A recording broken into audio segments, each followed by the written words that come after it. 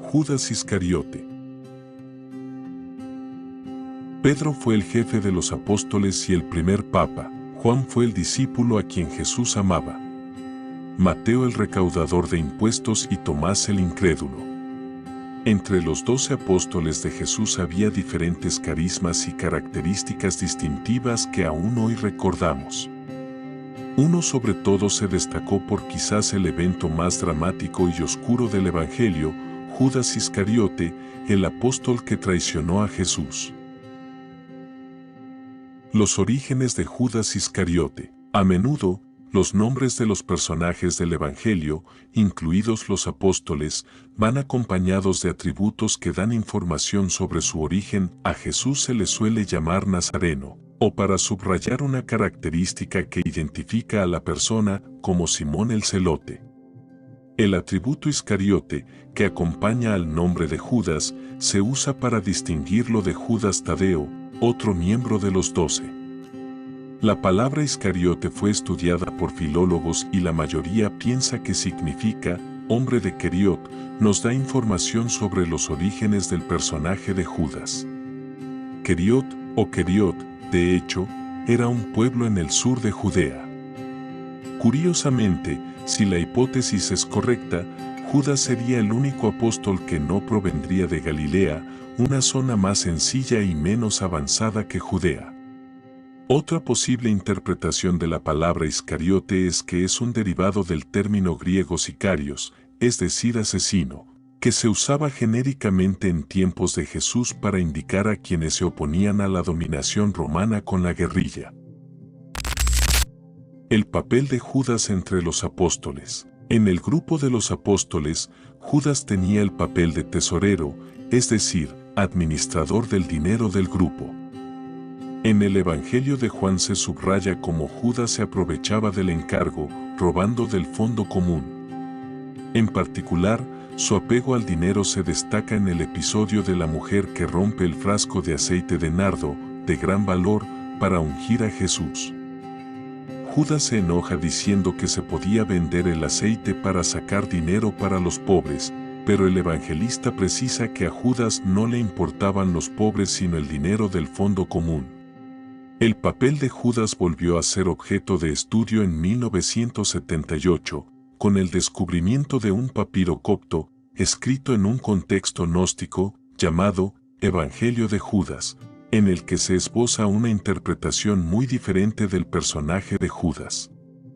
Según el papiro, Judas no traicionó a Jesús, sino que hizo la voluntad de Dios. Jesús le habría revelado algunos secretos y Judas habría contribuido al arresto de Jesús para permitir que Cristo llevara a cabo el plan reservado. Sin embargo, esta interpretación no está respaldada por otras pruebas. Después de la resurrección, para preservar el número de apóstoles elegidos por Jesús, se identificó un sustituto de Judas, San Matías, quien fue elegido entre los discípulos más cercanos a Jesús para evangelizar junto al grupo de apóstoles. La traición de Judas a cambio de 30 denarios. A lo largo de los siglos la figura de Judas se ha convertido en símbolo de traidores y ladrones. Dante Alighieri, en la Divina Comedia, encuentra a Judas en lo más bajo del infierno, reservado a los traidores. La traición de Judas a cambio de 30 denarios es precisamente el símbolo opuesto al de la cruz. El amor de Jesús no tiene medida, es un sacrificio por los demás, mientras que el gesto de Judas es maligno y materialista. Los evangelios cuentan cómo Judas se pone de acuerdo con los sumos sacerdotes para entregarles a Jesús a cambio de 30 monedas de plata. Haciendo una comparación con las monedas modernas, podríamos decir que las 30 monedas corresponden a unos $3,000 contemporáneos.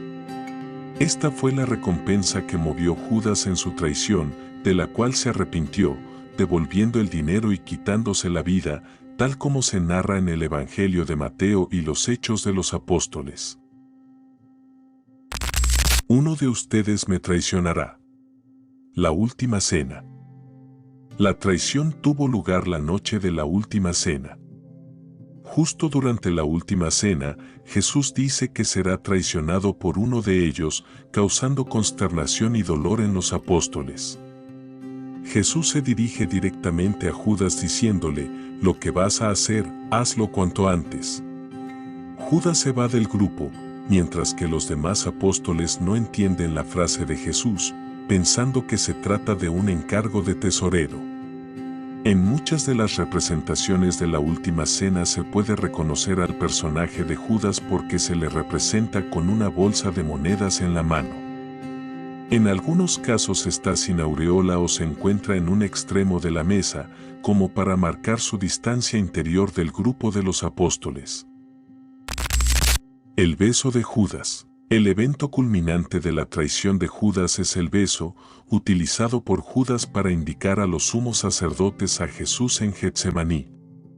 Judas utiliza este signo de afecto de manera falsa y contradictoria. Lo que debería expresar amor, el beso, se convierte en cambio en un instrumento del mal. La historia de la traición de Judas, como muchos de los episodios del Evangelio, se han convertido en parte de la tradición popular y del sentir común. Todavía hoy se utiliza la expresión ser un Judas para señalar a alguien como traidor o ladrón, las dos características emblemáticas del personaje.